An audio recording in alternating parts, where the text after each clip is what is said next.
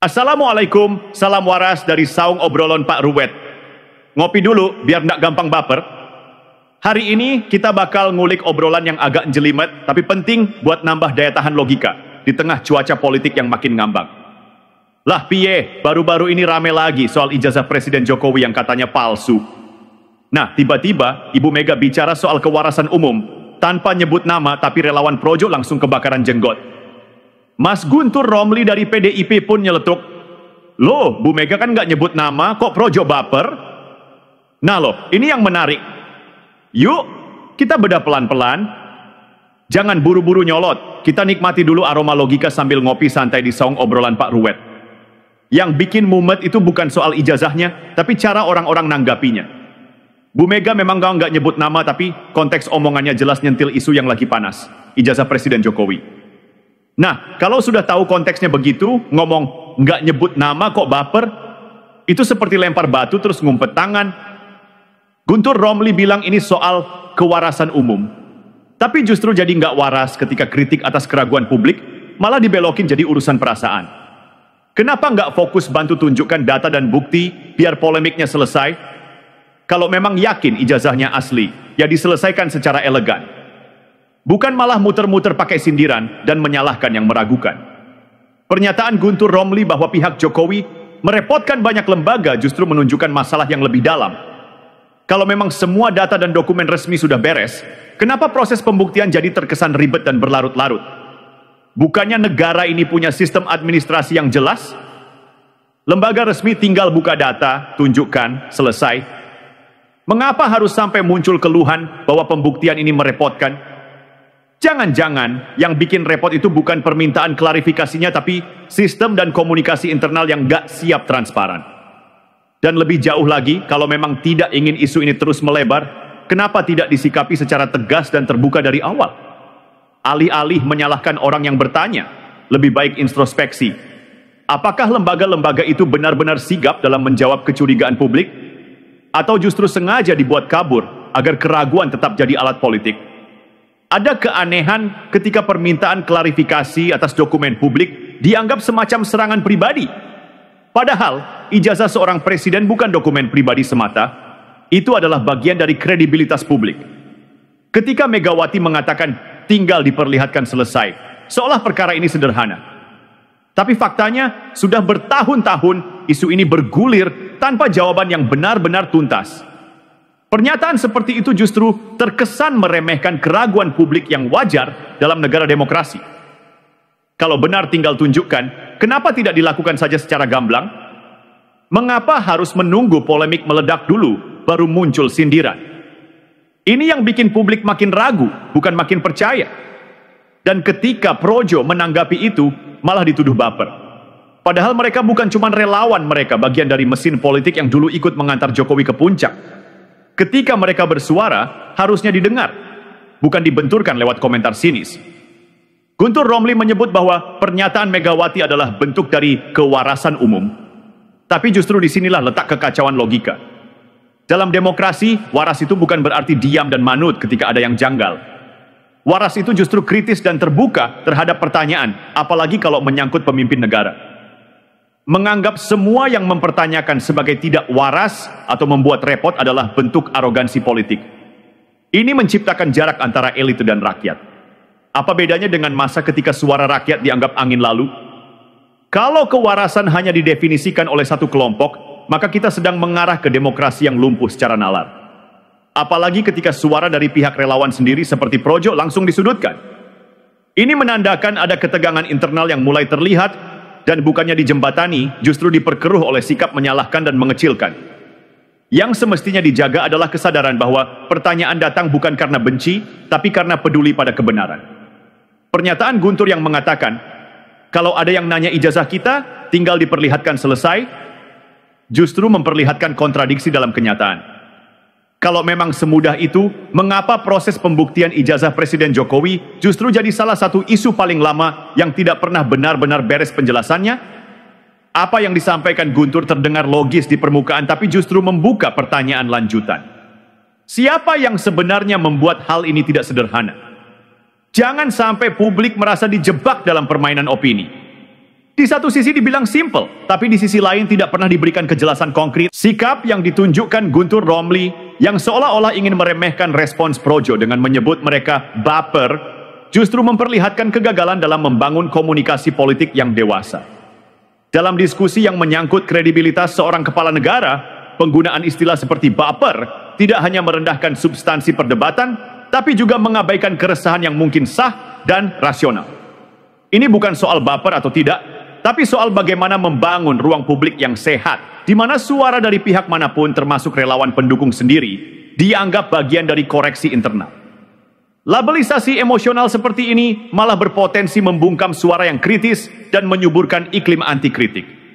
Apalagi datang dari internal partai pendukung, seharusnya Projo dilihat sebagai rekan satu perjuangan, bukan objek sindiran.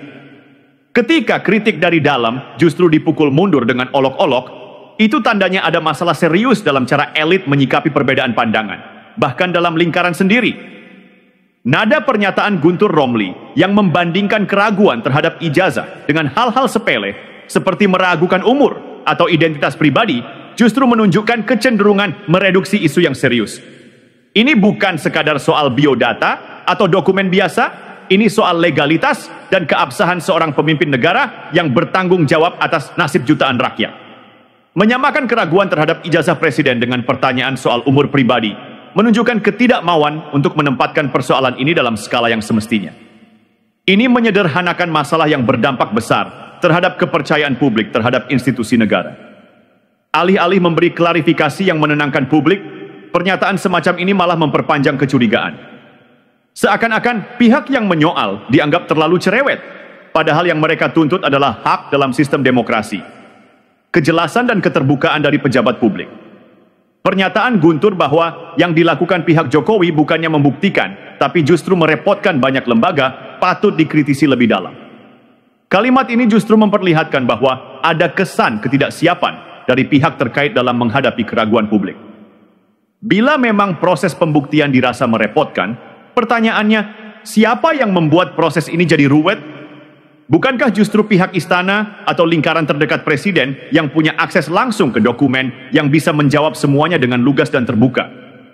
Kalau lembaga-lembaga sampai merasa repot, bisa jadi karena mereka terjebak dalam komunikasi yang tidak solid dari atas.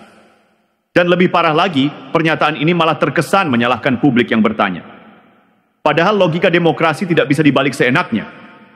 Pejabat publik yang wajib menjawab, bukan rakyat yang harus merasa bersalah karena bertanya. Menarik bahwa dalam pernyataannya, Guntur Romli mencoba membela Megawati dengan menyebut bahwa beliau tidak menyebut nama siapapun. Namun justru disinilah letak persoalan politik simbolik yang kerap dimainkan elit. Melempar pernyataan multitafsir, lalu ketika publik menanggapi, justru balik dituding terlalu sensitif. Padahal semua orang tahu kemana arah sindiran itu ditujukan. Dalam komunikasi politik, konteks jauh lebih kuat daripada sekadar penyebutan nama. Jadi ketika Projo atau pihak lain merespons, itu bukan semata karena baper, tapi karena substansi pernyataan Megawati memang menyentuh isu yang selama ini melekat pada Jokowi.